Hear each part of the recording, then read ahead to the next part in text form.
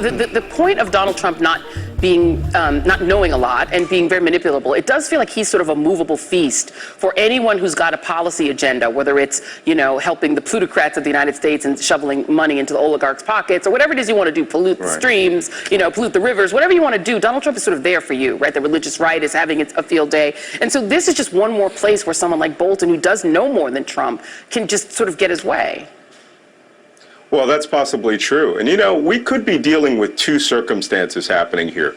That the first one is that Donald Trump is allowing John Bolton to run, you know, sort of rampant and make all this noise and rattle the sabers so that at some point he does what he proclaimed that he might do last week, which is go to President Rouhani and say, look, I'm going to now offer you the Kim Jong-un deal. We're all going to go meet in, you know, Versailles, and we're going to come up with some sort of negotiated settlement and a new Donald Trump, new and improved Iran deal. That's the exact same deal that Barack Obama did, but he can now say that he got over on Obama. Yeah. The second option is that he's playing the fool deliberately, and they fully intend to go to war, and they're looking for a circumstance to incite that in the run-up to the election.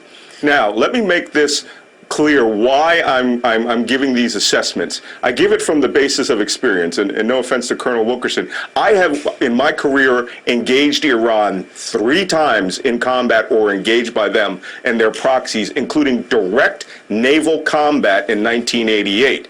Iran is not the force that we fought back in the 1980s. They are a competent, large-scale military with 3 million men. They have been preparing, as Mehdi said earlier, for a defensive war with the United States. They will, as a nation, 83 million people will stand up against us. They will savage the oil fields of Saudi Arabia, the UAE, Qatar, and Kuwait. Oil will go over $200 a barrel, and we will lose people, quite possibly sailors, by the hundreds if we go into this with blithely thinking this way. Yeah.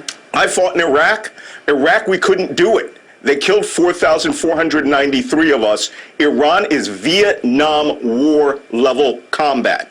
And, you know, whatever they're doing, they need to stop talking about it now. And Colonel Wilkerson, the other challenge is that Donald Trump doesn't exactly have an administration stacked with talent.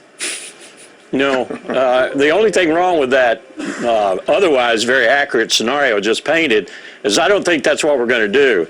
I think the Pentagon's objections would be so strenuous that that is not what we do. What we do is what we did in Operation Praying Mantis, writ large. We would conduct multi-carrier battle operations around the clock, 72, 96 hours, whatever. We conduct massive airstrikes, and we do considerable damage to Iran. And then we back away. We would not put a single Marine or soldier on the ground. If we do, as he said, we're fools. But I mean, that's the scenario that bothers me, because we will think it will work, and it won't because of what he just stated. They will not just sit there and take that. And Trita, can I complicate the situation a little bit further, though? Because I think the big difference between not only the scenario that Larry mentioned, but also early on when it comes to Iraq, the Iranians are going to fight asymmetrically by denying the United States the ability to decide where the war will be fought. And as a result, you're going to see much of the Middle East becoming a battlefield between the United States and Iran. And the Iranians are going to fight an asymmetric guerrilla war style. So all of these other plannings are going to fall apart very, very quickly. Yeah, and Mehdi, there's also the small point that by invading Iraq, got to hand Iraq to Iran.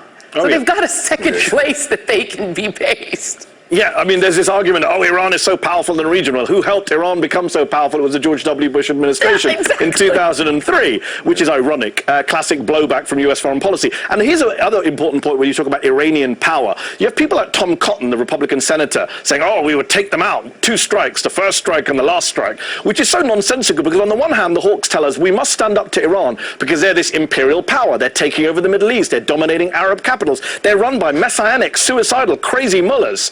And on the other hand, we're going to drop a few bombs on them, and they'll be quiet. You can't have it both ways. This is absurd. And I'll give you the last word on this, Malcolm, because there also is the small matter we're going to talk about in our next block of the American troops that would be impacted by trying to do this.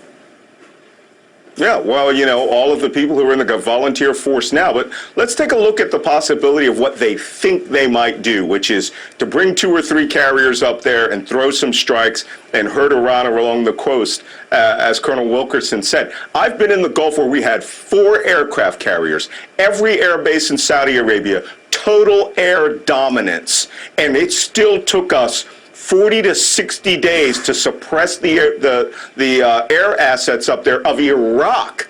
Now, Iraq was 1/4 the size of Iran. They will launch every ballistic missile they have into the Saudi oil fields. They will bomb every base that's along the coast or anywhere within their range. They will use their 1 million man commando force to do what they tried to do in 1987, which is to come over in small boats and blow up every oil rig in the Gulf. The entirety of the Middle East will be on fire from the Golan Heights all the way to Yemen. Well, I don't know that they're listening to any reason. They're listening to John Bolton at the moment. Trita Parsi, Malcolm Nance, Mehdi Hasam, Colonel Lawrence Wilkerson, a fantastic panel. We'll have you guys all back because I guess this is what we're going to be talking about.